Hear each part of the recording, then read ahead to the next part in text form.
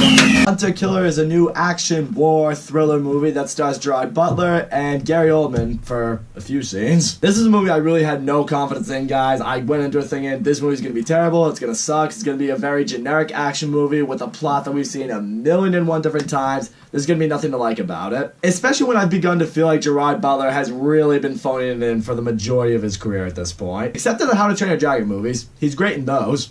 Well, in those. Essentially what the movie revolves around is in the beginning we have this American submarine, it's in Russian waters, it all of a sudden gets destroyed, so another American sub, this one led by Gerard Butler, is sent to investigate what the hell happened. And I gotta tell you guys, for the first half of this movie, really nothing memorable happens. I mean, you have Gerard Butler, he commanders this ship, he runs it with a very iron fist, you can tell this guy's a really great leader who demands the best from everybody. As far as Gerard Butler in this movie, I mean, he does a fine job. I mean, like I said, it's not a really amazing performance or anything like that. I gotta tell you right now, I don't buy Gerard Butler with an American accent. I know he's actually Scottish in real life, and that's it. Every time I hear him talk in this movie, I can very faintly hear the Scottish accent still in him. I'm just like, nah, I know you're phoning it in. I don't know, I guess it just would make sense that a guy who's leading an American submarine would be played by an American actor, or at least someone who can really phone in the American accent. Nothing against Gerard Butler, he's just not someone who is entirely capable of doing that. But really, for the first half of the movie, it's very slow for a while. It's just,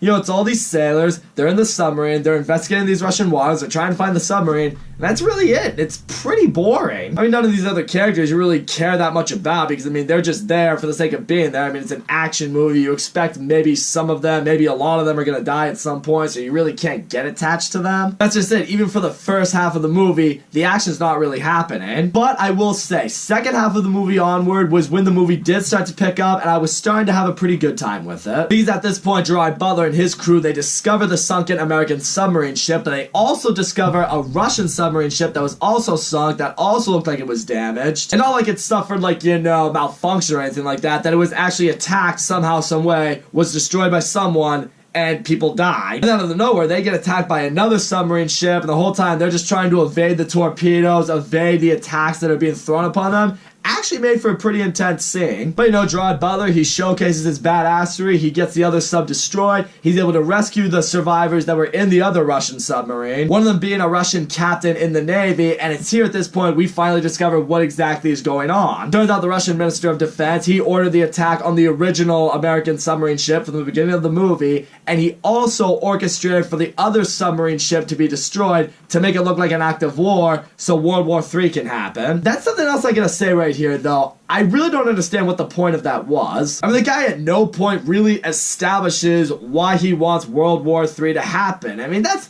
the issue. I mean, if you want this catastrophic war that's going to result in millions of people dying and a lot of shit going down, why do you want it to happen? No one really establishes why. I mean, you could argue it's for power, it's for authority, it's for all that good stuff, but there's no definitive answer. That kind of bothered me. So with that, the defense minister, he holds the Russian president hostage so he can't warn the Americans or anyone what's going to happen. Eventually, the Americans are going to counterstrike and war is going to happen. Around this point, though, a Navy SEAL team discovers what the plan is. So now a big rescue mission is developed for the Navy SEAL team to rescue the Russian president and then rendezvous with Gerard Butler and his team and stop the war from happening. Getting into this Navy SEAL team, though, I mean, I know they're supposed to play like a big important role in this movie. I mean, they're meant to be like a sort of side story. You have one of these guys in there who's kind of like a rookie soldier trying to find his way with them. The shitty thing is, at no point do I really give a fuck for any of these guys. I mean, they're there, you know, one of the soldiers is getting shit because he's the new guy, you know, so everyone else in the team is, you know, tooling on him like it typically happens, but at no point did I really care for him. Did I really want him to make it? Did I really care for these soldiers?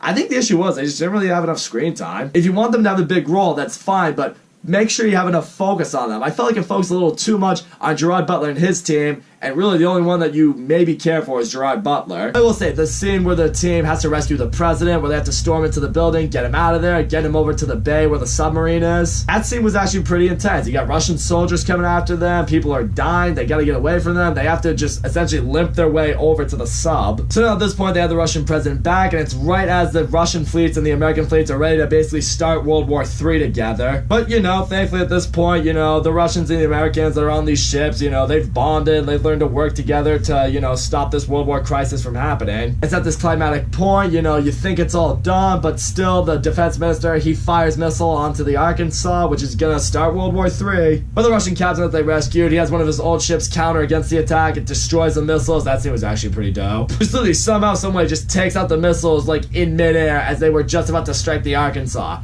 It's completely unrealistic. It probably would never happen in real life, but it was still fucking sweet. Then he redirects the attack onto the defense minister's building, destroys him, destroys his headquarters, and now World War III is stopped. Everyone's saved. That's the end of the movie. Yeah, all in all, you guys, Hunter Killer, it wasn't good. It wasn't bad. It just is. Gerard Butler does a fine job in this movie. I liked his character. I cared about his character, but it's not the best I've ever seen Gerard Butler. Gary Oldman's in this movie for, like I said, a few scenes. He really doesn't do anything in this movie. He's in like a few conferences, deliberating what to do in the situation, but really that's it. He doesn't really play like a prominent role in this movie. As I was discussing with my friend before we went to see this movie, he was probably all like, I just want an Oscar. You're only going to get so much out of me for this. The action scenes when they happen are pretty enjoyable. Some actually got pretty intense. The first half of this movie is really slow. I was bored out of my mind for that, but once it picked up, I was enjoying it. The defense minister, he was a very generic villain. I never really understood his motive for him doing what he was doing. The Navy SEAL team, I know I was supposed to give a shit about them, but I really didn't because they really weren't on screen enough, and even when they were on screen, I don't think they really got enough character development. I do appreciate the underlying message this movie has that, you know, even if you come from different countries, you should learn to work together, put aside your differences culturally or what you believe in to stop something bigger from happening. And in the end, to sum this movie up, this was basically Olympus Has Fallen on a Submarine. Yeah, pretty much. That's all I gotta say, guys. Thank you so much for watching my video. Don't forget to leave a comment, like, subscribe, and I will see you all next time.